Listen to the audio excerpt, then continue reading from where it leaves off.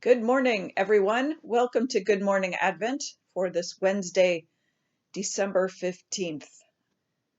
I am once again pre-recording this devotion. I am still experiencing some side effects from my COVID booster shot and need to sleep in the morning just a bit. Crazy how really the worst of it started just over 24 hours after I got my shot, but no worries, it's nothing too serious. Our Advent word for today is interruption.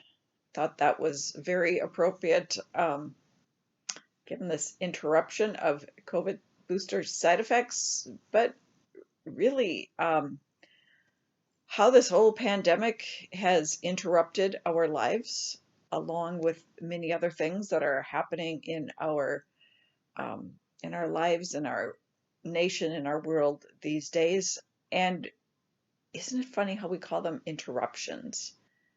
Um, like we're just going along, minding our own business, every day happening as we expect, well, more or less, get interrupted.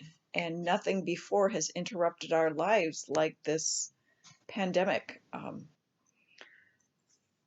think, so I've been talking about interruptions in two senses here. First, the way life interrupts, like with a pandemic, with illness, the things that God does not cause. Also, the way God might be interrupting our lives. And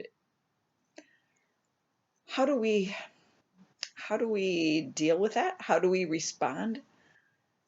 First of all, think of the story of the Good Samaritan. Man was laying beaten at the side of the road, and a priest goes by, too busy, doesn't, whether it's a purity thing or whatever, doesn't want his life interrupted by this man who's hurt. And the same with a Levite. And then along comes a Samaritan and sees the man, has compassion, and cares for him. Whatever else he had on his agenda that day, and to be sure, he probably had something, he set aside in order to prioritize caring for this poor man who was in obvious need of help. So that's how life can interrupt us. And in those sort of interruptions, we can choose to set aside our own agendas, priorities, and say, well, what's going on here? How can I help? How can I show love? Not that God causes those interruptions, but God opens us to seeing God within them. I have an article here by a pastor named Joseph Tenney. He's a pastor of arts and music in Texas. Well, first, let me go on just a little bit more about the kinds of interruptions that God brings. And think of the Christmas story. Think of God interrupting Zechariah's time in the temple with God's message that Elizabeth, in her old age, is going to bear a son, and this son will be the prophet to announce Jesus coming into the people's lives. Think about the angel Gabriel, God once again interrupting in Mary's life and Joseph's life, for that God's purposes might be revealed, that God's love might be revealed. And once again, how did Zechariah handle that interruption? First of all, he didn't believe what Gabriel told him could be true.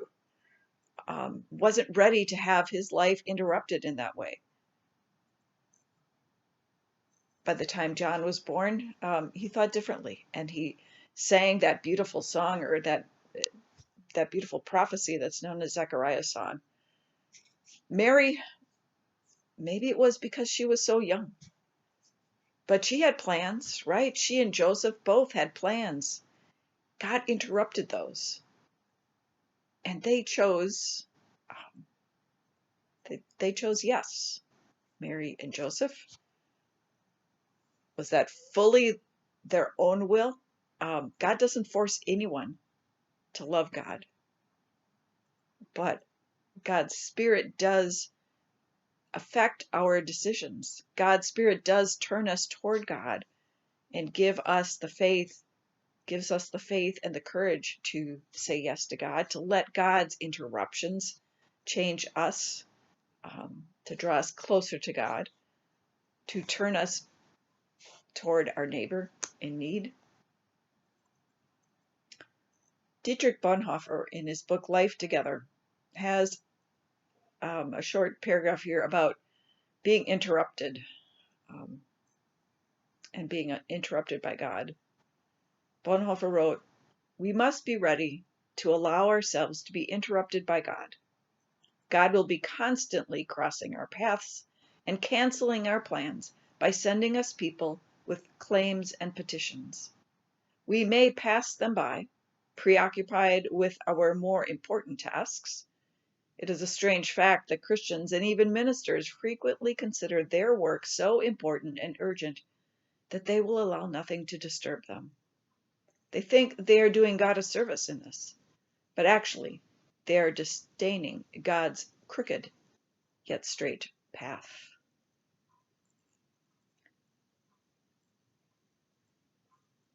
What if we would be more intentional about learning to experience the interruptions in our lives as opportunities to grow closer to God and closer to those around us in one instance, or to be more bold in our actions in our communities, in the world, showing love toward neighbor, working for justice, advocating for the needs of others. Pastor Tenney writes, rather than viewing all outside interruption as the enemy of productivity and creativity, what if we viewed our lives as he puts it as communicative vessels for the sake of the others. In other words, what if we viewed these interruptions, again, as I said, as pushing us toward our neighbor and really seeing them as a beloved person of God? It doesn't mean what we have on our calendars, our schedules, isn't important. They are, but they are not ultimately important. This Pastor Tenney again writes, true productivity isn't about tightly controlling ourselves and our calendars, but about unleashing ourselves in love toward others. Okay, true productivity isn't about tightly controlling ourselves and our calendars, but about unleashing ourselves in love towards others.